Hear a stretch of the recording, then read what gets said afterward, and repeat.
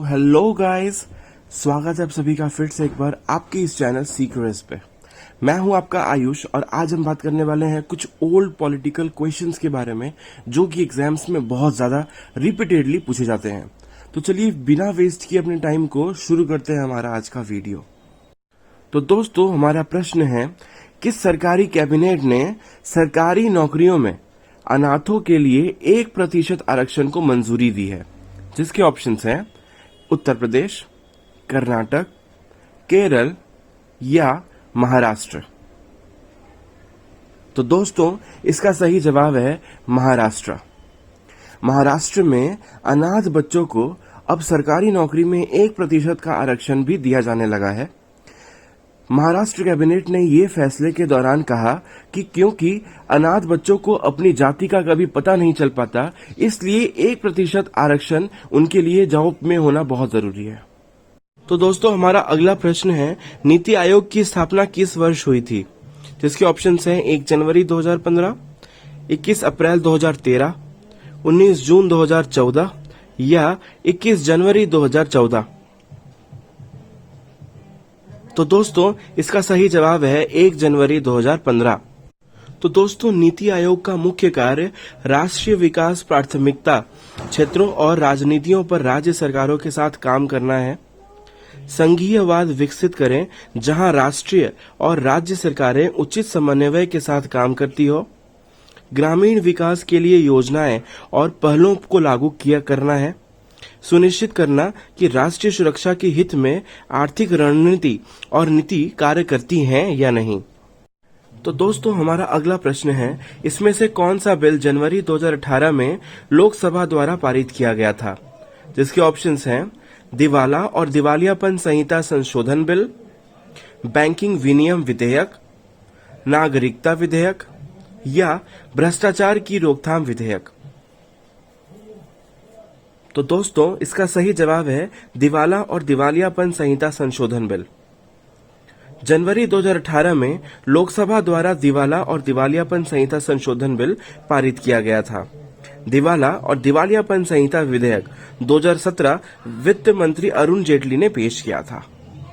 तो दोस्तों, हमारा अगला प्रश्न है कि स्वच्छ भारत अभियान की शुरुआत किस वर्ष हुई थी?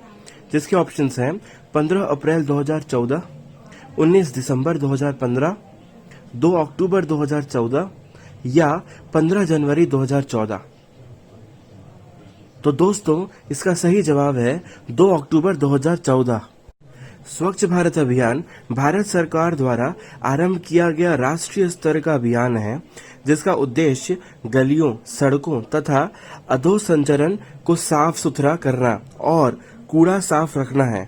यह अभियान 2 अक्टूबर 2014 को आरंभ किया गया था। तो दोस्तों, हमारा अगला प्रश्न है, आजाद हिंद फौज किस वर्ष सक्रिय हुआ था? जिसके ऑप्शंस हैं 1942, 1956, 1954 या फिर 1943।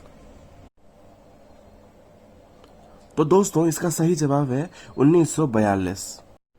तो दोस्तों, हमारा अगला प्रश्न है, सुभाष चंद्र बोस ने अंग्रेजों के विरुद्ध अपना आंदोलन किस जगह से शुरू किया था? जिसके ऑप्शंस हैं थाईलैंड से, बर्मा से, जापान से या सिंगापुर से। तो दोस्तों, इसका सही जवाब है सिंगापुर से।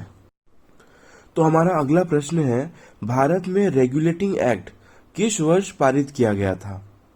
जिसके ऑप्शंस हैं 1652, 1758, 1773 या 1841। तो दोस्तों, इसका सही जवाब है 1773। रेगुलेटिंग एक्ट ऑफ 1773 विदेश नीति के मामलों में इस एक्ट के गवर्नर जनरल और उसकी परिषद के अधीनस्थ बॉम्बे और मद्रास को राष्ट्रपति बनाया गया था। तो दोस्तों, हमारा अगला प्रश्न है कि भारत के उपराष्ट्रपति का निर्वाचन किसके द्वारा होता है? जिसके ऑप्शंस हैं सुप्रीम कोर्ट, हाई कोर्ट, संसद या निर्वाचन आयोग। तो दोस्तों, इसका सही जवाब है संसद। संसद के दोनों सदनों के सदस्यों से मिलकर ही भारत के उपराष्ट्रपति का निर्वाचन होता है। ऐसे निर्वाचन में मतदाता यानी कि मतदान गुप्त रूप से किया जाता है। तो चलिए रुक करते हैं हमारे अगले प्रश्न पर, जो है शून्य बेस्ड बजट के निर्माता कौन है, जिसके ऑप्शंस हैं विल्डवस्की, पीटर ए फायर, लेयोर बियुलियो या वालपोल। तो दोस्तों इसका सही जवाब है पीटर ए फायर। एक्चुअली शून्य बेस्ड बजट यानी कि शून्य आधारित बजट का विचार सबसे पहले अमेरिका में 1970 के दशक में जिम्मी कार्टर के राष्ट्रपति रहते शुरू किया गया था। शून्य आधारित बजट शब्द पीटर पायर ने दिया। शून्य आधारित बजट में बजट अनुमान शून्य से आरंभ किए जाते हैं। शून्य आधारित बजट में गत वर्षों के व्यय संबंधी आंकड़ों को कोई भी महत्व नहीं दिया जाता। इस प्रणाली में कार्य इस आधार पर शुरू किया जाता है कि अगली अवधि के लिए बजट शून्य है और उस शून्य के अकॉर्डिंग आगे बजट्स को बनाया जाता है। तो दोस्तों हमारा अगला प्रश्न है, भारत की संविधान सभा की पहली बैठक किस वर्ष हुई थी, जिसके ऑप्शंस हैं 1946, 1948, 1952 या 1968।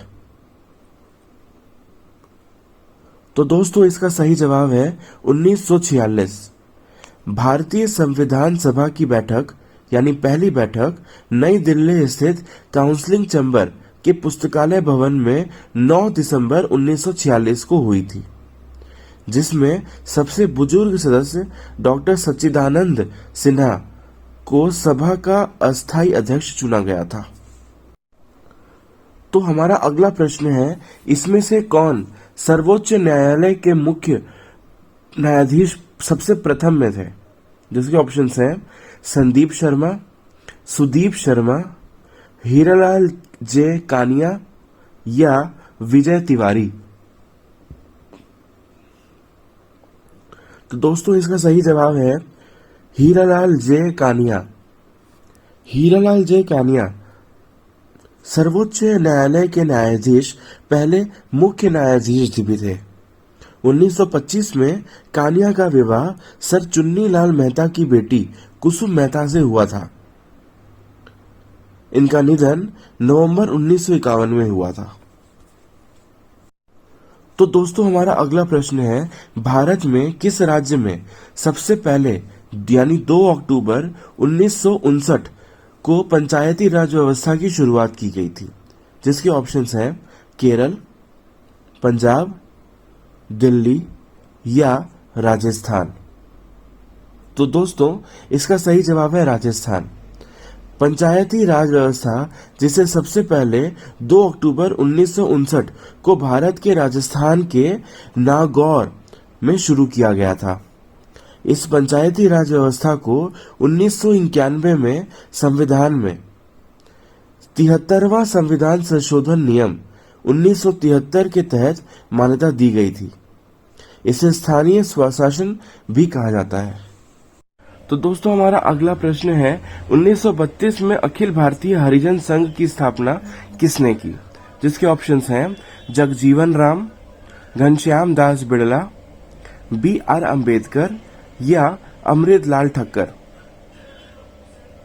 तो दोस्तों इसका सही जवाब है घनश्याम दास बिड़ला। वर्ष 1932 में पूना समझौता महात्मा गांधी तथा डॉक्टर भीमराव अंबेडकर के बीच हुआ था। इस समझौते में हरिजनों के लिए पृथक निर्वाचन क्षेत्र गठित करने की योजना को समाप्त करने, उनके लिए सीटें आरक्षित किए जाने का प्रावधान था। पूना पैक्ट के बाद स्थापित किए गए हरिजन सेवक संघ के अध्यक्ष घनश्याम दास बिड़ला बने थे। तो दोस्तों हमारा अगला प्रश्न है कि इनमें से किस राज्य कैबिनेट ने एक जिला एक उत्पाद योजना को मंजूरी दी है, जिसके ऑप्शंस हैं उत्तर प्रदेश, मध्य प्रदेश, कर्नाटक या गुजरात। तो दोस्तों इसका सही जवाब है उत्तर प्रदेश। उत्तर प्रदेश सरकार ने एक जिला एक उत्पाद योजना को मंजूरी दी है। एक जिला एक उत्पाद योजना से प्रत्येक जिलों के उत्पाद को पहचान मिलेगी और साथ ही साथ रोजगार के नए अवसर भी उपलब्ध होंगे। तो हमारा अगला प्रश्न है, भारत में संविधान द्वारा कितनी भाषाओं को मान्यता दी गई है? जिसके ऑप्शंस हैं 15, 18, 20 या 23। तो दोस्तों इसका सही जवाब है 23। भारत में संविधान के द्वारा 23 भाषाओं को मान्यता दी गई है। तो चलिए चलते हैं हमारे अगले प्रश्न पर, जो है महात्मा गांधी ने कब हरिजन पत्रिका का प्रकाशन आरंभ किया था? जिसके ऑप्शंस हैं 1947, 1956, 1923 या 1933। तो दोस्तों इसका सही जवाब है 1933।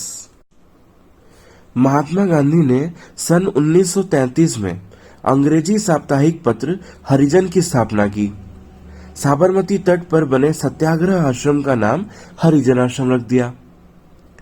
अब हरि का अर्थ है ईश्वर या भगवान और जन का अर्थ है लोग। गांधी जी ने हरिजन शब्द का प्रयोग हिंदू समाज के उन समुदायों के लिए करना शुरू किया था जो सामाजिक रूप से बहिष्कृत माने जाते थे। इनके साथ ऊंची जाति के लोग छुआछूत का व्यवहार करते थे, अर्थात उन्हें अछूत मानते थे। सामाजिक पुनर्निर्माण और उनके साथ भेदभाव समाप्त करने के लिए गांधी ने उन्हें ये नाम दिया था और बाद में उन्हें हरिजन नाम से एक समाचार पत्र भी निकाला, जिसमें इस सामाजिक बुराई के लिए वे नियमित लेख लिखते थे। लेकिन अब हरिजन शब्द को प्रतिबंध कर दिया गया है। हरिजन शब्द के स्थान पर अनुसूचित जाति का इस्तेमाल आज भी अनिवार्य कर दिया गया है। हरिजन शब्द पाकिस्तान के दलितों के लिए भी प्रयुक्त किया गया है और होता है, जिन्हें हरि कहा जाता है, जो मिट्टी के झोपड़े बनाने के लिए भी जाने जाते हैं। तो दोस्तों हमारा आज का अंतिम प्रश्न है, भारत की संविधान सभा ने किस वर्ष राष्ट्रगान को स्वीकार किया था? जिसके ऑप्शंस हैं 1857, 1869, 1950 या 1952। तो दोस्तों इसका सही जवाब है 1952।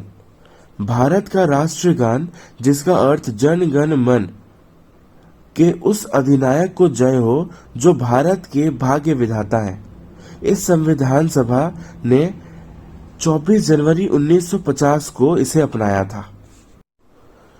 सो गाइस, आई बिलीव कि आपको ये वीडियो काफ़ी पसंद आया होगा। मैंने बहुत सारे प्रीवियस ईयर क्वेश्चंस को सेलेक्ट करके ये वीडियो तैयार किया है। अगर आपने अभी तक इस वीडियो के नोट्स नहीं तैयार किए हैं तो गाइस प्लीज़ इसका नोट्स ज़रूर बनाइए, बिकॉज ये एग्जाम्स में रिपीटेडली पूछे जाते हैं। और आपको और कौन से वीडियोज़ चाहिए, कौन से टॉपिक पर आपको ये क्वेश्चन आंसर चाहिए, ये मुझे आप कमेंट बॉक्स में ज़रूर बताइए, ताकि मैं और भी अच्छे वीडियोज़ आपके लिए टॉपिक वाइज ला सकूँ और आपके एग्ज़ाम के लिए मैं कुछ हेल्प कर सकूँ। सो गाइस, तब तक के लिए बाय बाय, मिलते हैं हमारे नेक्स्ट वीडियो में। और मेरे अगर वीडियो को अभी तक आपने लाइक नहीं किया है तो लाइक करिए, और अगर सब्सक्राइब नहीं किया है तो please do subscribe my channel. Okay.